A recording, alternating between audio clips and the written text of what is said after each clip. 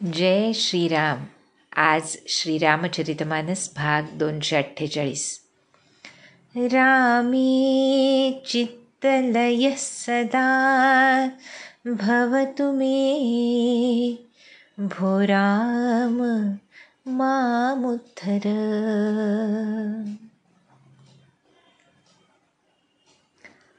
विश्वाचे उद्धारकर्तेच जे आहेत असे प्रभू श्रीराम, त्यांच्या चरणी जर मस्तक नमवलं नाही तर या मस्तकाला काय शोभा, असं एक संत विचारतात.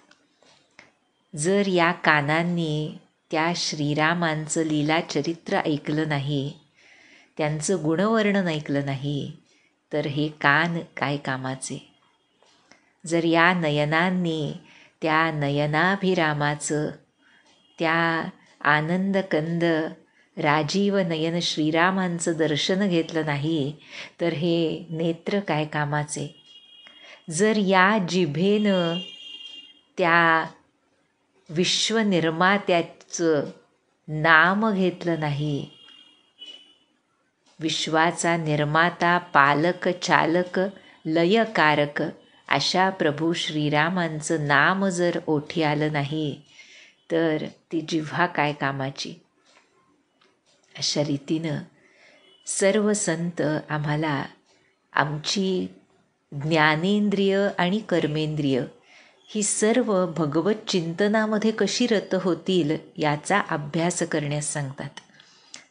आणि हे करत असताना प्रपंचामधले चढ उतार त्यानं कसं तोंड द्यावं हे आम्हाला विविध संत त्यांच्या चरित्रांमधून, भगवत चरित्रामधून सुद्धा शिकवतात.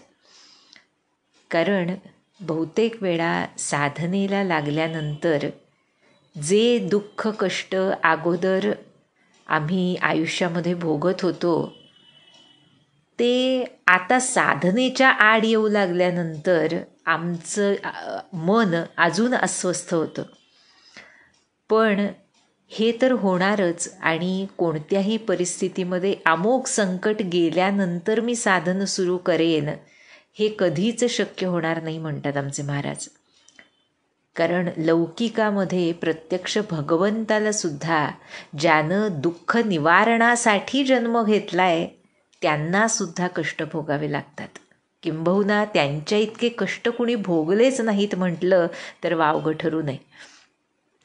सर्व संत सत्पुरुष जे रामरूप झाले त्या सर्वांच्या आयुष्यामध्ये आपण बघितलं तर हे दिसून येतं की दुःख, कष्ट, हाल अपेष्टा, जनाकडून निंदा या सर्व गोष्टी त्यांना सहन कराव्या लागल्या.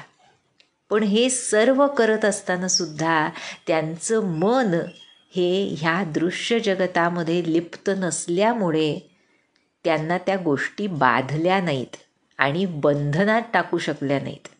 किंबहुना याच गोष्टींना शस्त्र बनवून त्यांनी साधन दृढ करण्याकडे वापरल्या आणि त्यामुळे ते त्या ऊर्ध्वगतीला पोहोचले.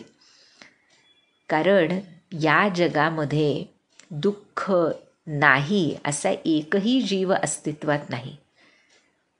त्याचं प्रमाण आपापल्या दृष्टिकोनाप्रमाणे कमी जास्त असू शकतं, पण दुःख नाही हे संभवतच नाही देहात आल्यानंतर. प्रत्यक्ष भगवंतांना त्यांच्या धाकट्या भावाला हे अनाठायी दुःख भोगावं लागलं. लक्ष्मणाचा दास्यभाव, त्याची स्तुती आम्ही करतो, पण लक्ष्मणानं किती दुःख भोगलं. अर्थात त्याला असं म्हटलेलं आवडणार नाही. कारण त्याच्यासाठी प्रत्येकच कर्म ही भगवत सेवा आहे, रामसेवा आहे. आणि त्यामुळे त्या सेवेपरता आनंद त्याच्यासाठी नाहीच. पण जर आम्ही आमच्या लौकिक अगदी खालच्या पातळीवरच्या नजरेतून बघितलं तर आम्हाला फक्त दुःख दिसतं. पहा किती हाल सहन केले. खरं तर मातेनं त्याला आज्ञासुद्धा दिली नव्हती वनात जाण्याची. आज्ञा फक्त श्रीरामांना मिळाली होती. पण सेवेचं व्रत घेतलेल्या ह्या स्वामी भक्तानं अक्षरशः सबंध आयुष्य श्रीरामचरणांवर लोटून दिलं. आपल्या पत्नीचा विचार केला नाही, आपल्या राजवाड्याचा विचार केला नाही, आपल्या इतर कुटुंबियांचा विचार केला नाही. त्याच्या मनात फक्त एकच विचार होता, सीतारामांची सेवा. आणि अशा ह्या लक्ष्मणाला मेघनादाची शक्ती लागून तो मूर्छित झालाय आपण बघितलं. आणि श्रीरामसुद्धा अत्यंत दुःखी झालेत लक्ष्मणाला बघून. पुढे येईलच त्यांचा विलाप, कारण लक्ष्मण त्यांना किती प्रिय आहे हे खरं तर फक्त तेच जाणतात. त्यामुळे त्याच्या त्या मूर्छित देहाकडे बघून श्रीरामांना ते सहन होत नाही आहे.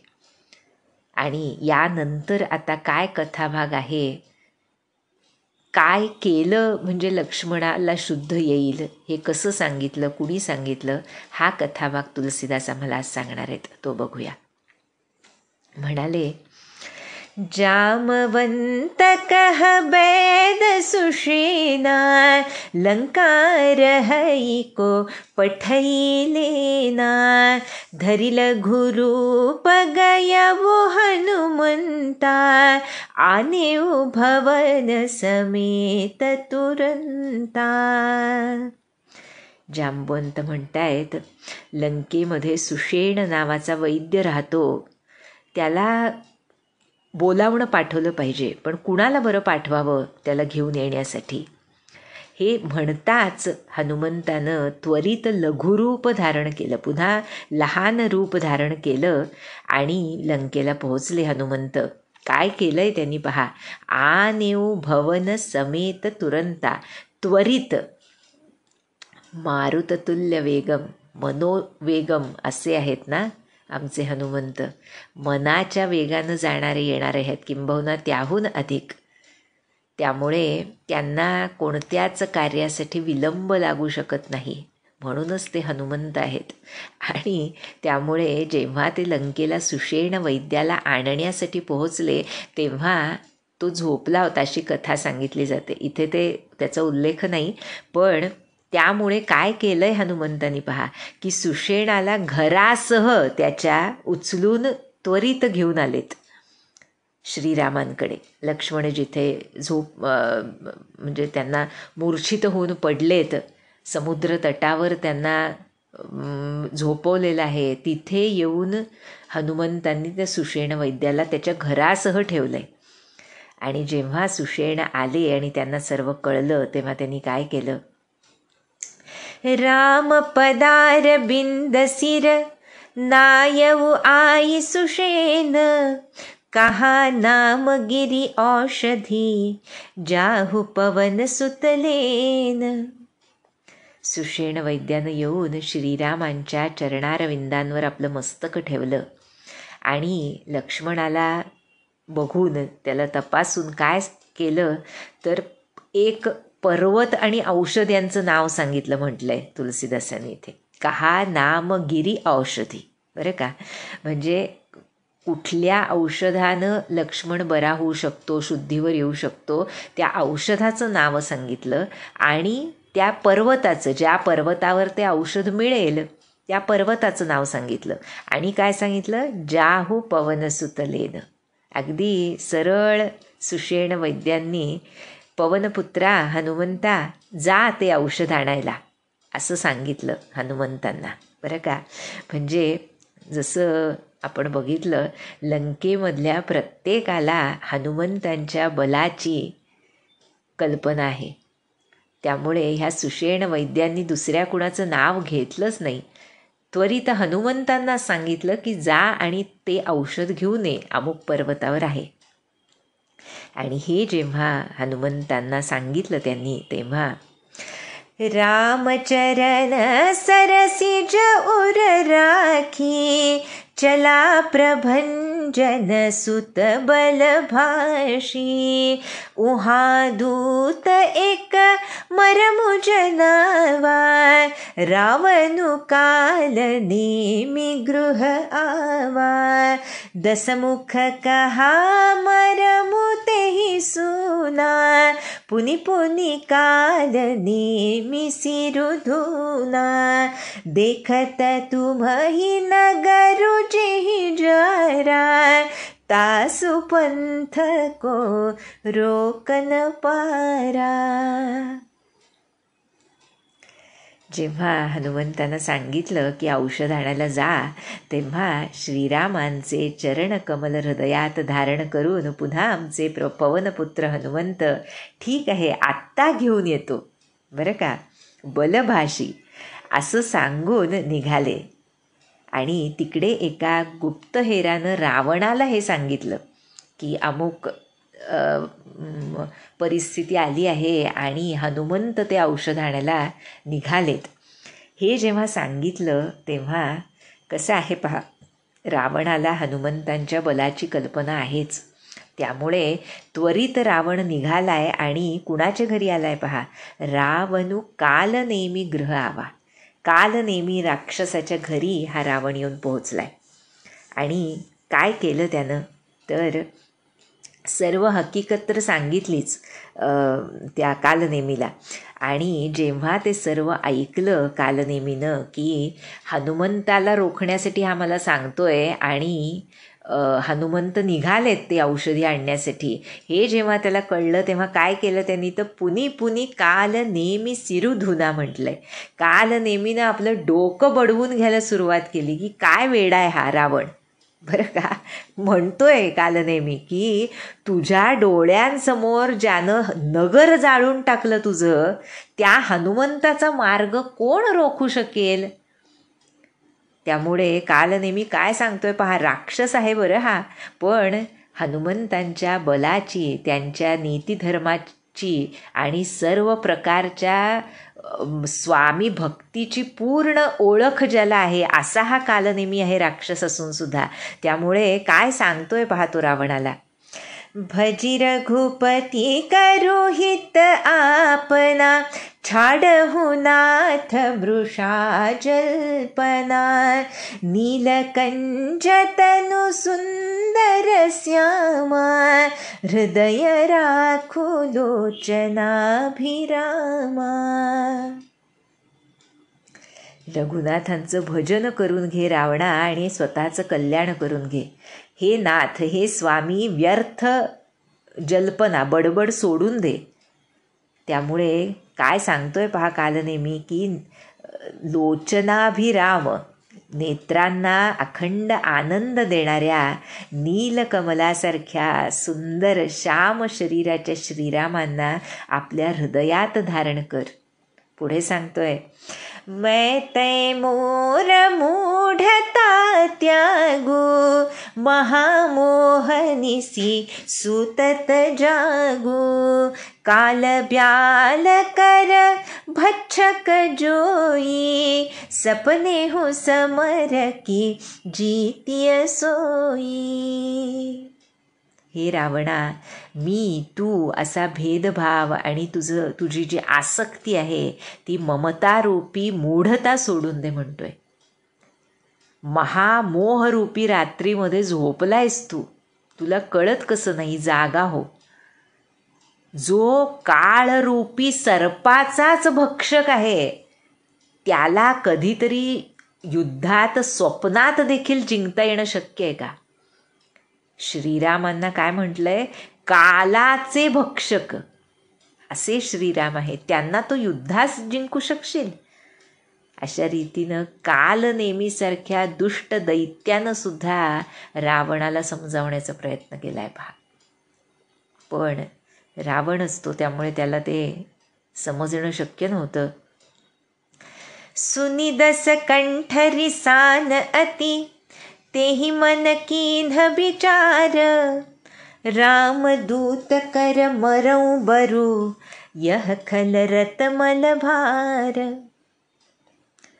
त्याचं ते बोलणं ऐकून रावण संतापला आणि आता त्याला मारायलाच जाणार, तेव्हा कालनेमीनं मनात विचार केला की या रावणाच्या दुष्टाच्या हातून मरण्यापेक्षा श्रीराम दूताकरवी मरणं किती श्रेयस्कर होईल. काय सुंदर पहा, रामदूत कर मरऊ बरू. कारण हा दुष्ट पापांच्या भारानं वाकलाय, इतकी पापं केली आहेत रावणानं. या पाप्याकडून मरण्यापेक्षा हनुमंतांकडून मरणं काय वाईट, असा विचार कालनेमीनं केलाय. आणि आता रावणाच्या कार्यावर निघालाय पहा. अस कही चला रचिसी मग माया, सर मंदिर बरबाग बनाया. मारुत सुत देखा शुभ आश्रम, मुनि बूझी जल पियऊ जाई श्रम. राक्षस कपट बेशत सोहा, मायापति दूत ही चह मोहा. जाई पवन सुतनायव माथा, लाग सो कहई राम गुण गाथा. असा विचार करून कालनेमी निघालाय. आणि हनुमंत ज्या रस्त्यानं निघालेत त्या वाटेमध्ये आपल्या मायेचा उपयोग केलाय या कालनेमीनं. अनेक सुंदर तलाव, मंदिर आणि बागा बनवल्या आहेत त्या वाटेवर, आणि एक आश्रम स्थापून तिथं राहायला लागलाय. बरं का, हनुमंतांनी आमच्या तो सुंदर आश्रम बघितला रस्त्यात आणि विचार केला की ह्या मुनी इथं जो आहे त्याला विचारावं आणि पाणी प्यावं, म्हणजे जरा थकवा जाईल. बरं का, आणि कालनेमी राक्षस हा तिथे मुनीचा कपट वेश धारण करून विराजित होता. तुलसीदास म्हणतात, मायापती दूतही चह मोहा. असा मूर्ख आहे हा की आपल्या मायेनं प्रत्यक्ष मायापतीच्या दूताला मोहित करू इच्छित होता. पण मारुती आहेत ते, ह्युमिलिटी पर्सॉनिफाईड. खरोखर हनुमंत चरित्रामध्ये लीनता, नम्रता, आणि ती इतकी सहज आहे की आमच्या ह्या मारुतसुतानं त्या कालनेमीजवळ जाऊन सुद्धा त्या मुनिवेशात असल्यामुळे त्याच्यापुढे जाऊन मस्तक नम्र केलंय पहा, नायऊ माथा. आणि ते बघून काय करतोय तो कालनेमी, श्रीराम गुणांचं वर्णन करू लागला. बरं का, आणि म्हणतोय पुढे तो कालनेमी सांगतोय हनुमंताला, होत महारन रावण रामहि, जितिहि रावण संशय यामहि. इहा भये मैं देखऊँ भाई, ज्ञान दृष्टि बल मोहि अधिकाई. हे हनुमंता, रावण आणि राम यांच्यामध्ये जे मोठं युद्ध सुरू आहे यामध्ये रामच जिंकणार यात शंका नाही.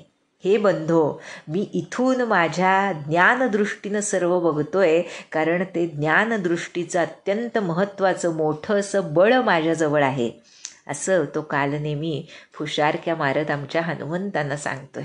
बरं का, जे अष्टसिद्धी नवनिधीचे स्वामी आहेत नाही का, त्यामुळे त्यांना हे सांगितल्यानंतर हनुमंतांनी काय केलं, मागा जल तेहि दीन कमंडल, कह कपि नहीं अघाऊ थोरे जल. सरमज्जन करी आतुर गावहु, दीक्षा देऊ ज्ञान जेहि पावहु. हनुमंतांनी त्याच्याकडे पाणी मागितलं. बरं का, तेव्हा त्या कालनेमीनं आपला कमंडलू दिला. तेव्हा हनुमंत म्हणतायत, एवढ्याशा पाण्यानं काही मी तृप्त होणार नाही. तेव्हा तो म्हणाला की तलावात स्नान करून परत ये, मग दीक्षा देऊ ज्ञान जेही पाहावं. आमच्या या बुद्धिमतां वरिष्ठम असं ज्याचं वर्णन सार्थपणे आम्ही करतो, त्या हनुमंतांना हा कालनेमी सांगतोय की तू स्नान करून परत ये, मग मी तुला दीक्षा देतो आणि म्हणजे तुला ज्ञान प्राप्त होईल. काय हसावं की रडावं याच्यासमोर नाही का. पण आमचे कपिश्रेष्ठ त्यांनी ते ऐकलं, कारण त्यांना तहान लागली होती, पाणी हवं होतं. त्यामुळे सरपैठत कपी पदगहा मकरी तब अकुलान मारी सोधरी दिव्यतनु चली गगन चढी जान. तलावात उतरले आमचे हनुमंत आणि एका मगरीनं पटकन त्यावेळी त्यांचा पाय धरला हनुमंतांचा, बरं का. आणि हनुमंतांनी तिला मारून टाकलं. आणि हनुमंतांकरवी मृत्यू आल्यानंतर त्या मगरीनं दिव्य देह धारण केला आणि विमानात बसून आकाशातून निघाली. पहा बरं. मारी सोधरी दिव्य तनू चली गगन चढी जान. काय सामान्य गोष्ट आहे का हनुमंतांकडून मारलं जाणं ही, नाही का. त्यामुळे अशी ती मगरी दिव्य देह धारण करून निघाली आकाशातून आणि काय सांगतेय, कपितव दरस भयू निष्पापा मिटातात मुनी बर कर सापा. मुनीन होई यह निसिचर घोरा मानहु सत्य बचन कपि मोरा. अप्सरा होती ती जिनं दिव्य देह धारण केला, जिला एका मुनींच्या शापामुळे मगरीचा देह मिळाला होता. पण ती म्हणतीये, हे कपिश्रेष्ठ, तुमच्या दर्शनामुळे काय झाले, मी भयू निष्पापा म्हटलंय. पहा, आमच्या भरत महाराजांच्या कथेमध्ये आपण बघितलं ना की भगवत दर्शना इतकंच भक्त दर्शनाचं महत्त्व असतं. भक्त चरण दर्शनानं सर्व पाप नाहीशी होतात. तसं इथे प्रत्यक्ष हनुमंत आहेत, मारुतसुत आहेत. त्यामुळे ह्या राम दुलाऱ्याचं दर्शन घेऊन ती मगरी म्हणते, मी पापमुक्त झाले, निष्पाप झाले आज. आणि त्यामुळे श्रेष्ठ मुनींनी मला जो शाप दिला होता तो नाहीसा झाला. पण मी सांगते ते ऐक, हे कपिश्रेष्ठ, हा मुनी नाही, तू जो बघतोयस तो मुनी नव्हे, घोर निशाचर आहे, कालनेमी आहे, हे सांगितलं तिने. माझं बोलणं खरं मान असं ती सांगतेय. आणि असं म्हणून ती निघून गेली. असं कही गई अपछरा जबही निसिचर निकट गयऊ कपि तबही. कह कपि मुनि गुर दक्षिणा लेहु पाछे हमहि मंत्र तुम देहु. सिरलंगूर लपेटी पछारा निज तनु प्रगटेसी मरती बारा. राम राम कही छाड़सी प्राणा सुनि मन हरषि चले हनुमाना. तुलसीदास एका चौपाईमध्ये इतक्या गोष्टींची गोड गुंफण करतात ना. म्हणताय तिथे की ती अप्सरा तर निघून गेली, कालनेमी आहे हे सांगून. आणि मग हनुमंत आमचे त्या निशाचराजवळ आले. हनुमंत म्हणतायत, हे मुने, प्रथम गुरुदक्षिणा घ्या आणि मग मला मंत्र द्या. हनुमंतांना समजले की तो राक्षस आहे. त्यामुळे हनुमंतांनी आपली शेपूट त्याच्या डोक्याला गुंडाळली, बरं का, त्या कालनेमीच्या, आणि जोरात आपटलं त्याला. आणि त्या एकाच घावामध्ये तो मरायला टेकला. आणि मरताना त्यानं आपलं राक्षसी शरीर प्रकट केलं.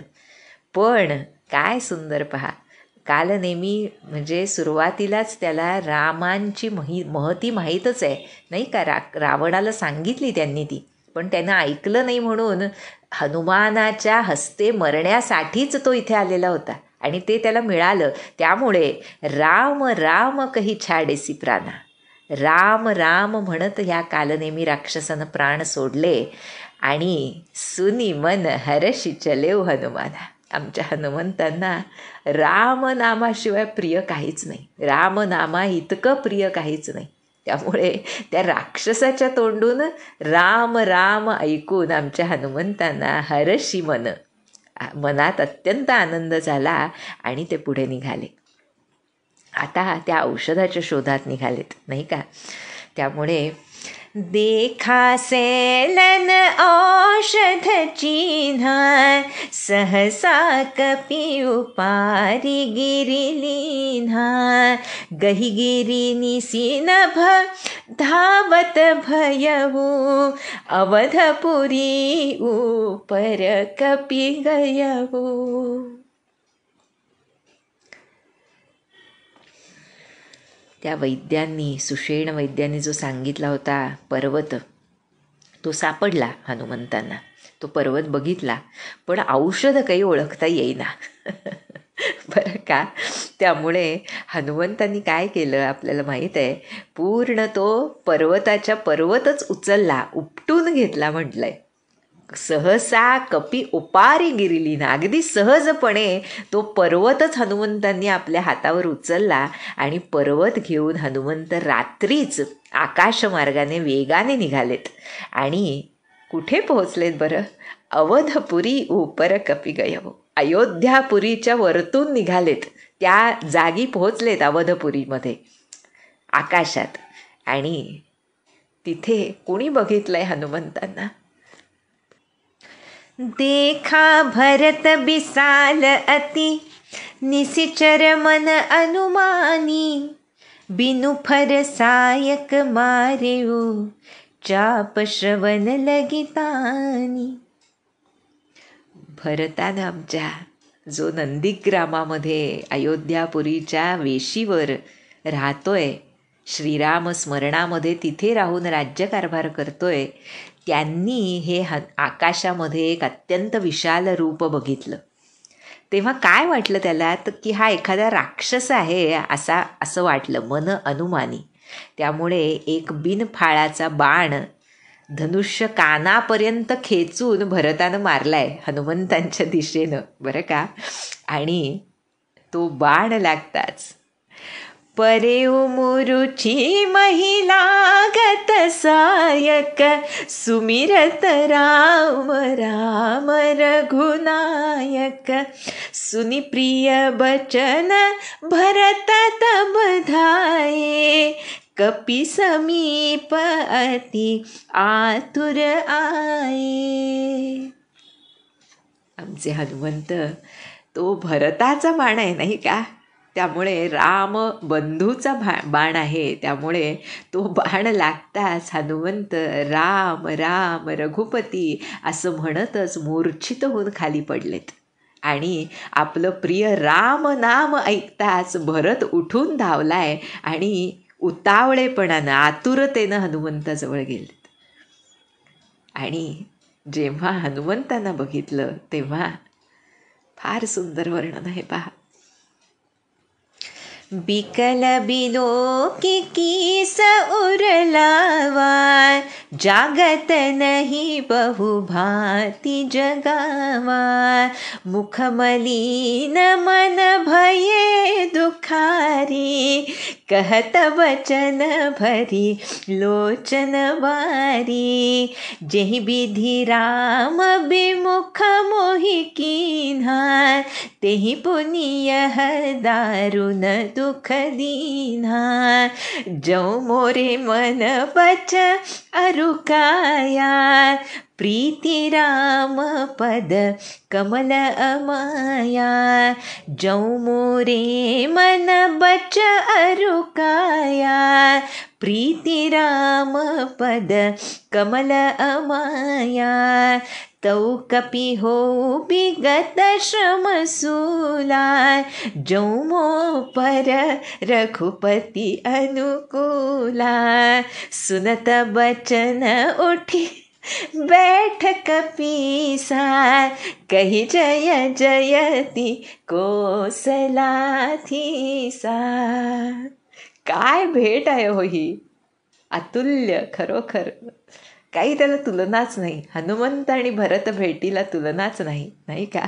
त्यामुळे हनुमंत व्याकुळ झाल्याचं बघून आणि त्याच्या मुखातून राम राम आलेलं बघून भरतानं काय केलंय, त्याला हृदयाशी धरलंय हनुमंताला. त्याला जाग करायचा प्रयत्न केला, पण तो काही केलं शुद्धीवर येत नव्हते हनुमंत. तेव्हा मुख मलिन मन भये दुःखाते, अत्यंत दुःखी झालाय भरत. उदास झालाय आणि डोळ्यात पाणी आणून म्हणतोय, ज्या विधात्यानं मला श्रीरामांपासून दूर केलं त्यानंच हे दारुण दुःखसुद्धा पुन्हा दिलं की मला. पण जौ मोरे मन बच अरु काया, प्रीती राम पद कमल अमाया, तौ कपी होऊ बिगत श्रमसूला, जौ मो पर रघुपती अनुकूला. की जर माझं काया वाचा मनानं श्रीरामचरणांवर निष्कपट प्रेम असेल आणि जर रघुनाथ माझ्यावर प्रसन्न असतील तर या वानराचा अशक्तपणा आणि वेदना दूर होवोत, या कपिश्रेष्ठाचा तो बिगत श्रम होवो, त्याचे श्रम परिहार होवोत. आणि भरत आहेत ते प्रत्यक्ष श्रीराम अनुकूल त्यांना नाहीत तर कोणाला आहेत, जे श्रीराम अखंड भरत भरत हा जप करतात.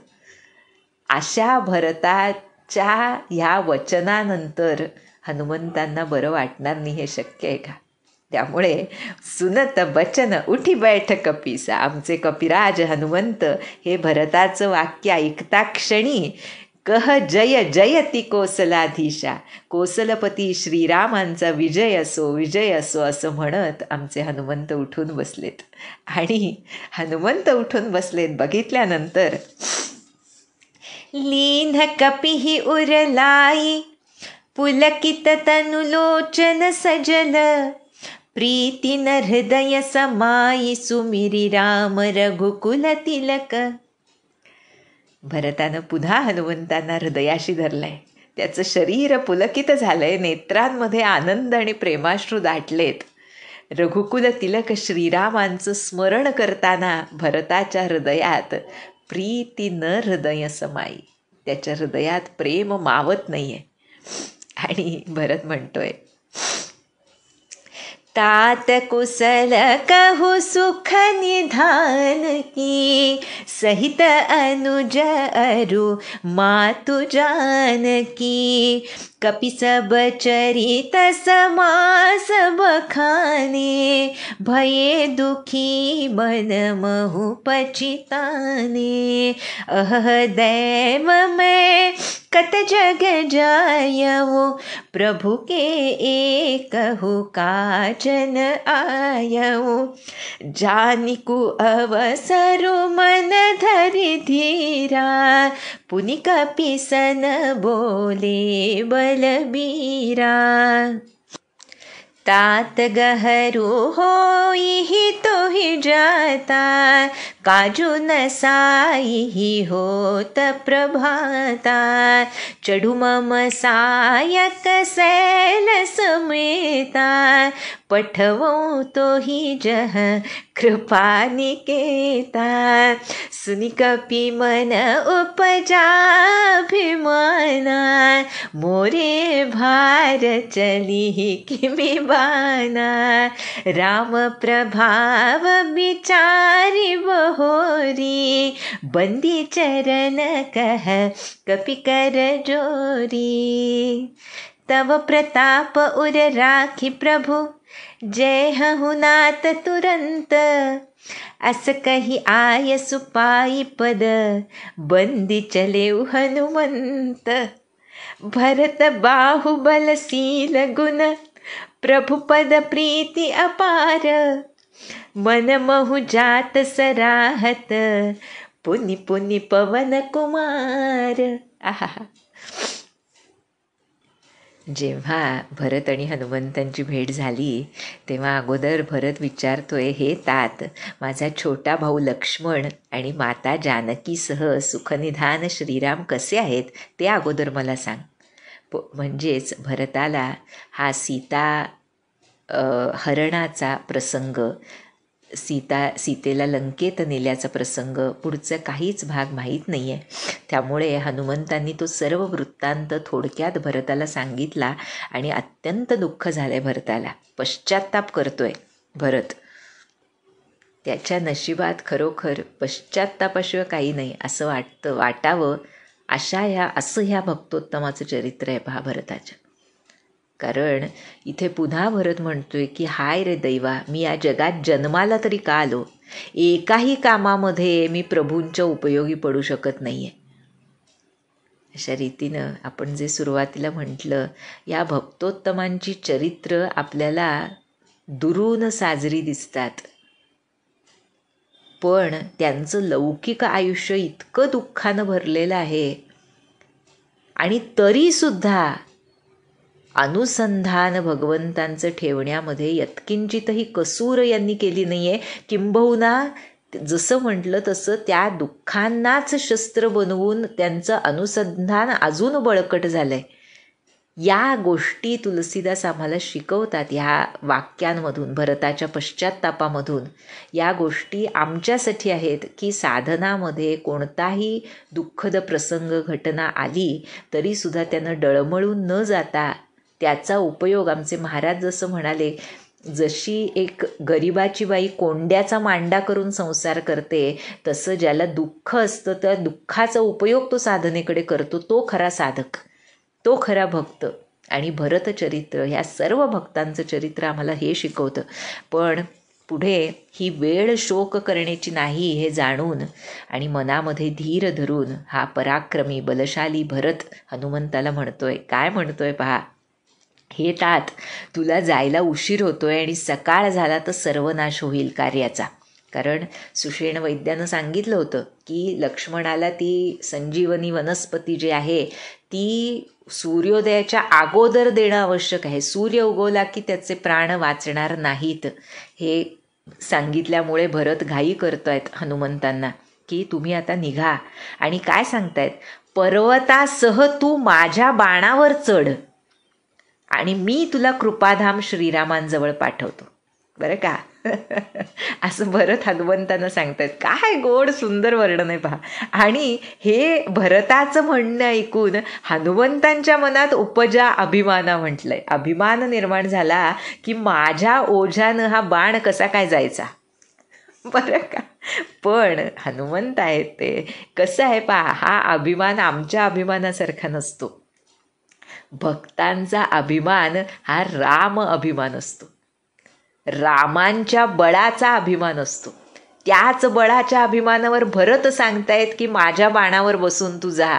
आणि त्याच राम अभिमानाच्या बळावर हनुमंतांना वाटते की माझं ओझं हा बाण कसं काय पेलणार. यामध्ये देहबुद्धीचा अभिमान नसतो, हे लक्षात घेणं महत्त्वाचं आहे. नाहीतर हनुमंतांना कसा अभिमान झाला असं वाटणं स्वाभाविक आहे, पण तसं नाही येते. तो अभिमान रामांच्या दूताचा अभिमान आहे, रामांच्या सेवकत्वाचा अभिमान आहे. आणि त्यामुळे म्हणूनच पुढे सांगितले, रामप्रभाव बिचारी बहोरी. हनुमंत आहेत ते, ज्ञानी आहेत, विवेकी आहेत. त्यामुळे श्रीरामांच्या प्रभावाचा विचार करून भरतांच्या चरणकमलांना वंदन केलंय हनुमंतांनी आणि हात जोडून म्हणालेत, हे नाथ, हे प्रभू.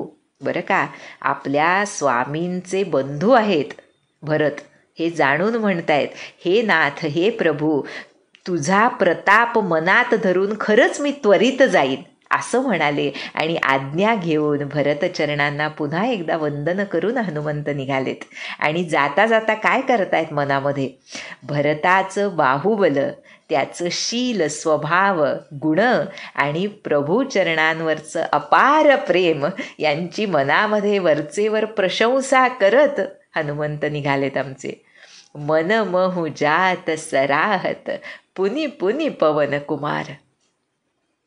भरत गुणवर्णन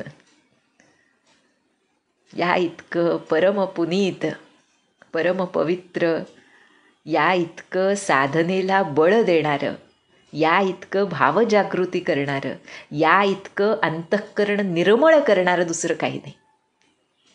त्यामुळे जसं म्हटलं जातं ना, गुणी गुणीषु वेत्ती, गुणवान जो असतो त्यालाच गुणी मनुष्याची कल्पना असते. वेत्ती म्हणजे जाणतो तो त्या गुणी मनुष्याला.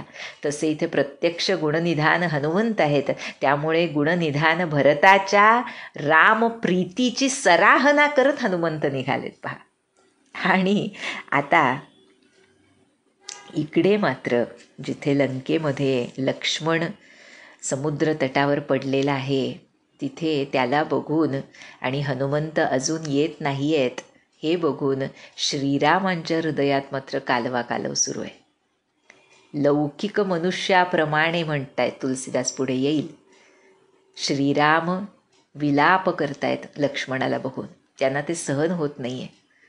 लक्ष्मण हा श्रीरामांचा जीव की प्राण आहे, नाही का? त्यामुळे श्रीरामांना ते सहन न झाल्यानं ते कसा विलाप करतायत आणि पुढे हनुमंत आल्यानंतर कथाभाग कसा उलगडतो हे आम्हाला तुलसीदास सांगणार आहेत. ते आपण पुढच्या भागात बघूया. जानकी जीवन स्मरण. जय जय राम.